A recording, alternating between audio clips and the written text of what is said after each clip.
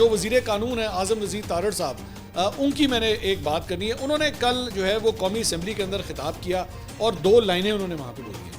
انہوں نے کہا کاش جیلر کو ڈائریکٹ کرنے کا اختیار سیکرٹری ہیومن رائٹس کے پاس ہوتا. اچھا جیلر یا بیسکلی ایشو ڈسکس وہی ہو رہا تھا کہ یہ عمران خان صاحب کی اور بشرا بی بی کے ساتھ ملاقاتوں کے حوالے سے. انہوں نے کہا جی کاش جیلر کو ڈائریکٹ کرنے کا اختیار سیکرٹری ہیومن رائٹس کے پاس ہوتا کہ آج ان کی ملاقات کرا دیں اور میاں بیوی کو بھی اکٹھے سلایا کریں. میں ضرور کہتا میرے پاس یہ اختیار نہیں. I think this was a very below the belt remark.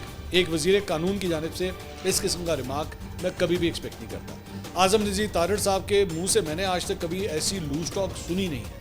سو میرے لیے اور بھی زیادہ شاکنگ ہے. چند ایسے لوگ ہوتے ہیں جو ہیبیچول ہوتے ہیں, فیاض الحسن چوہان ہو گئے یا اس طرح کے اور آئٹمز ہو گئے. آپ کو عادت ہو, آپ کو پتا ہوتا ہے انہوں نے جب بھی بولنا ہے برائی بولنا ہے, غلط بولنا ہے, گندا بولنا ہے. لیکن چند ایسے لوگ ہوتے ہیں جن سے آپ یہ ایکسپیکٹ نہیں کرتے.